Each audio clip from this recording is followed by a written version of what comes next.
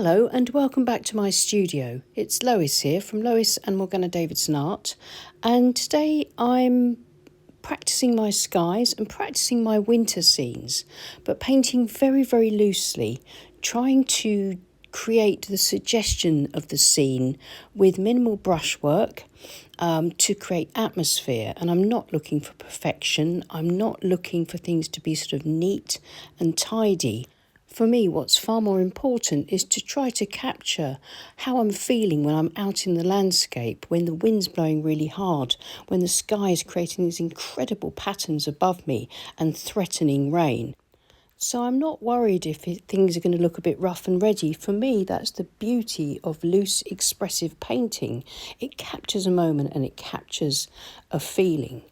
But just before I get into the demo, in case you're looking for any last-minute Christmas gifts for friends or for yourself, then why not take a look at my book, Landscapes in Watercolour, Techniques and Tutorials for the Complete Beginner, which is of course suitable for intermediates as well, with 10 projects, and it's available to buy from all good bookstores. I'll leave a link in the description below. Right, plug over, let's get on with the demo. I'm going to start my sky as I usually do by wetting the sky all over using similar brush strokes to the ones that I intend to use to actually create the sky itself.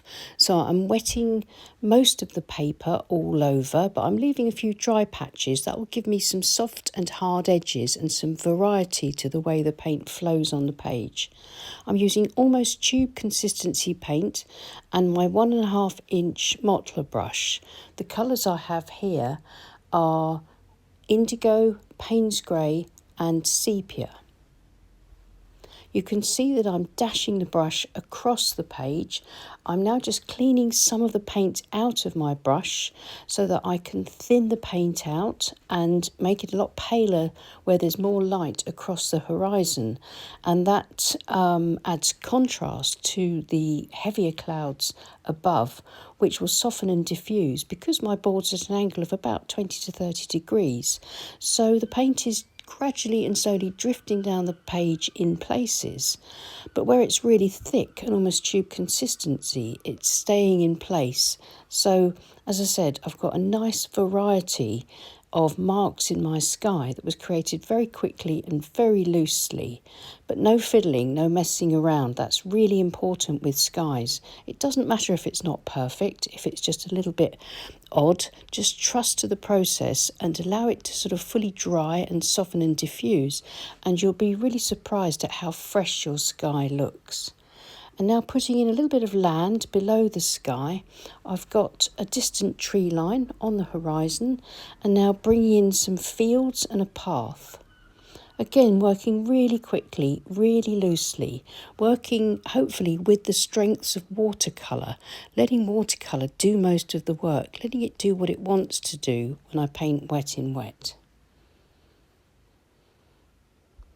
Some dry brush strokes, some pale passages of paint, some darker areas, trying to get a feeling of depth and distance into the painting, but just suggesting it through the marks that I make with my brush, rather than trying to actually overtly paint in any detail. This really strong paint is almost tube consistency. Again, painted in really roughly and sort of almost scruffily, but this will give me my sort of path edges and my hedgerows. Just softening out that horizon a bit. That's a size 2 quill brush.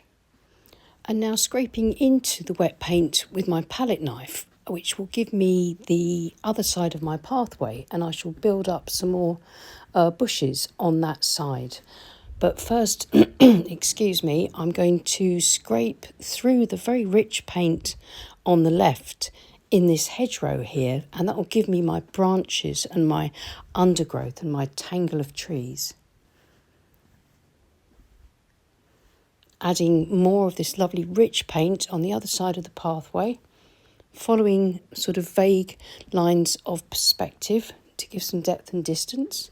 Then adding some more of these palette knife marks, scraping through the rich paint. keeping it nice and loose. So I'm more or less drawing with the palette knife into the rich paint. That's what's giving me these lovely loose marks. So I've laid my board flat now to stop the paint from running, and I'm just softening out that edge just to give myself a little bit of a sort of more blurry effect in the distance to give me some aerial perspective. And now this is ordinary fine table salt. A little sprinkle of that into the rich damp paint in the foreground should give me some interesting effects. Hopefully it'll give me sort of a frosty winter look to the scene. Now I need to leave it all to dry completely. And here's the dry painting. Things have softened and diffused. The sky looks really atmospheric. There's no overworking, no obvious brush marks in the sky. It looks nicely layered with lots of contrast, light and shadow. And the foreground's working quite well. I need a bit more shadow over on the left side, so I'm now dropping in some of my darker colours into there and softening that back, so it sort of blends in around the marks that I'd scraped and gives me that nice deep shadow underneath the hedgerow. And that's it for this sky practice. I'm more than happy with the freshness of this, with the atmosphere that's been generated. As I said earlier, I'm not interested in a sort of perfect rendering of the scene. I'm not interested in perfectly smooth, clean brushwork.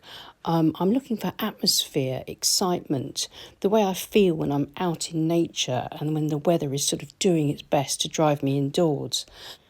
And of course, this isn't as easy as it looks. I've been painting like this for a few years now, and the reason I practice my skies constantly is to keep them fresh, to stop myself from getting too bogged down with too much detail.